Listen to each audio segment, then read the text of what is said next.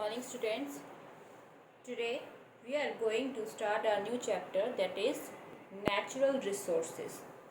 What topics to be covered are biosphere and its components, exhaustible and inexhaustible resources, air and air pollution, ozone and its depletion, water and water pollution, eutrophication and biological magnification, water harvesting and its advantages, soil and soil erosion, biogeochemical cycles, nitrogen cycle, oxygen cycle, carbon cycle, water cycle, and at last we will do question answers. Okay, what we will do, question answers at the last. So let's start. Everything that surrounds us is called environment. हमें जिस भी चीज़ ने घेरा हुआ है, सब कुछ, वो सब क्या है? हमारा एनवायरनमेंट है. ये एक लाइफ सपोर्टिंग यूनिट की तरह काम करता है. ठीक है, ये हमें सब कुछ देता है, फूड देता है, वाटर देता है, एयर एटसेट्रा, जो कि हमारे सर्वाइवल के लिए इम्पोर्टेंट होता है.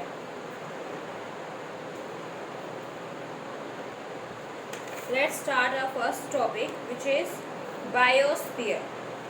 It is a unit that comprises of the Earth's crust and the atmosphere in which we live. Earth crust, हम अर्थ क्रस्ट के ऊपर रह रहे हैं, राइट? और जो एटमोसफियर है उसके अंदर रह रहे हैं. तो अगर हम इसको डिवाइड करें तो ये डिवाइड होगा 3 लेयर्स के अंदर. First one is atmosphere, second one is hydrosphere, third one is lithosphere. And if we talk about components of biosphere, so there are 2 components of biosphere. First one is biotic component and second one is abiotic component.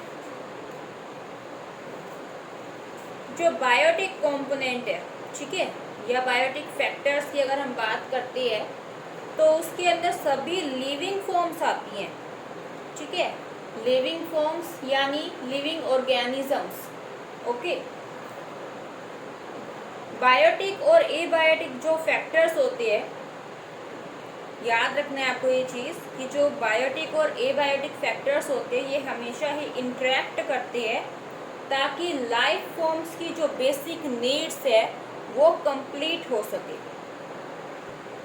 ठीक है, तो basic needs को complete करने के लिए biotic and abiotic components interact करते हैं. अब बात करें एबायोटिक कंपोनेंट्स की, तो इसके अंदर सभी नॉन लिविंग फैक्टर्स आते हैं जो हमें सराउंड करके रखे हुए हैं, जैसे कि क्लाइमेटिक फैक्टर्स है, टोपोग्राफिक फैक्टर्स है, वाटर बॉडीज एटसेट्रा. अब अगर हम नेचुरल रिसोर्सेज की टाइप्स की बात करें, हमारा टॉपिक ही यही है ना, नेचुरल रिसोर्सेज. तो ये नेचुरल रिसोर्सेज है क्या बच्चों? नेचुरली जो भी रिसोर्सेज हमें पाए जाते हैं, प्राकृतिक रूप से जो भी रिसोर्सेज हमें पाए जाते हैं वो सब क्या है? Natural resources. ठीक है, तो अपने पास 2 टाइप के नेचुरल रिसोर्सेज होते हैं. एक तो है एग्जॉस्टिबल, दूसरा है इनएग्जॉस्टिबल. जो एग्जॉस्टिबल है उसके अंदर एग्जाम्पल्स लेते हैं हम, एलपीजी है, कोल है यानी कोयला है. ठीक है, इनएग्जॉस्टिबल जो कभी भी ख़त्म नहीं होने वाले, एग्जाम्पल लेते हैं हम, विंड है, सोलर एनर्जी एटसेट्रा. ठीक है, तो एग्जॉस्टिबल रिसोर्सेज कौन से होते हैं बच्चों? इसका नाम ही सजेस्ट कर रहा है हमें, the resources that are available in limited quality. Limited quantity के अंदर जो रिसोर्सेज अवेलेबल होते हैं और वो डिप्लीट हो जाएंगे अगर उनका इस्तेमाल वाइजली नहीं किया गया. Example fossil fuels etcetera, right. Next type inexhaustible.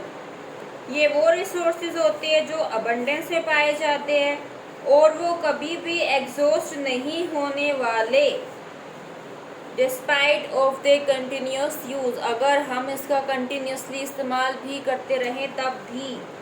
Examples सन है, वाटर है, एयर है एटसेट्रा.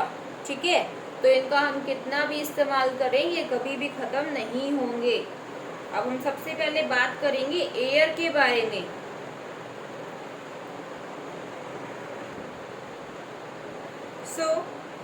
एयर को हम कह सकते हैं कि गैसेस एनवलप है जो हमें सराउंड करके रखे हुए है। इसको हम एटमॉस्फेयर बोलते हैं, राइट। इसकी 5 लेयर्स होती है, troposphere, stratosphere, mesosphere, thermosphere and exosphere. Troposphere की हम बात करते हैं, ये लोवेस्ट रीजन होता है एटमॉस्फेयर का जिसमें एयर होती है। It is the lowest region atmosphere का जिसमें एयर होती है।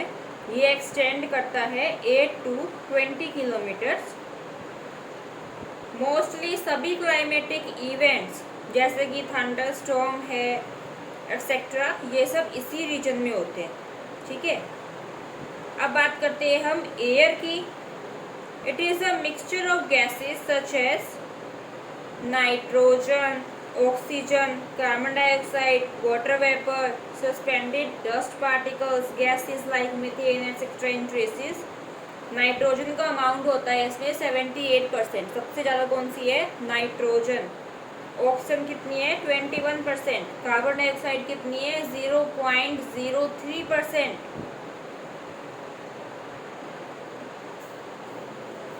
So now we will talk about the importance of atmosphere. It helps in climatic control. Atmosphere helps in keeping the temperature steady at night and during the day. It causes wind to blow, that is land breeze and sea breeze.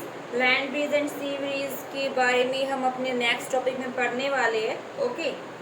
Next importance is it causes rain, okay.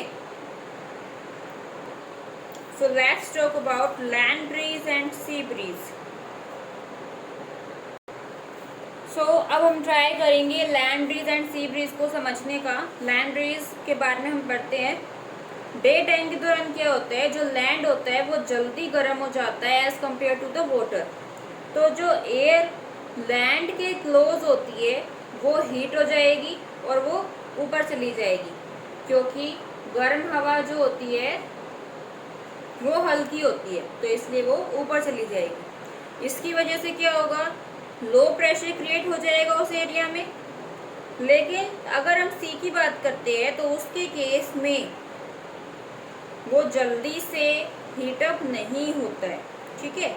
तो अब ये जो pressure है इसकी वजह से इस reason में प्रेशर इंक्रीज हो गया और ये लैंड की तरफ मूव करना स्टार्ट कर देगा, ताकि वो जो खाली स्पेस है वो भरा जा सके, ठीक है। लैंड गर्म हो गया था, उसकी जो एयर है वो ऊपर चली गई ना, तो वो खाली स्पेस जो है उसको भरने के लिए क्या होगा, सी की तरफ से एयर आ रही है, ठीक है, और वो स्पेस को फिल कर देगी, और यही क्या है, land breeze, okay. Next if you talk about sea breeze, तो यहाँ पे उल्टा हो जाएगा, जो लैंड ब्रीज में था उसका उल्टा सी ब्रीज, ठीक है। क्या होगा, ड्यूरिंग नाइट टाइम जो वाटर है वो हीट ज़्यादा फास्टर रिलीज करता है as compare to the land. Therefore जो सी के ऊपर की एयर है वो हीटेड हो जाएगी और वो ऊपर चली जाएगी, जिससे लो प्रेशर क्रिएट हो जाएगा। स्पेस को भरने के लिए लैंड पे से एयर आएगी, वो सी की तरफ मूव करेगी क्योंकि प्रेशर इंक्रीज हो चुका है, ठीक है, और वो खाली स्पेस को भर देगी, ठीक है। यही क्या है, sea breeze. Clear to everyone? Okay, I think that's enough for today. Thank you.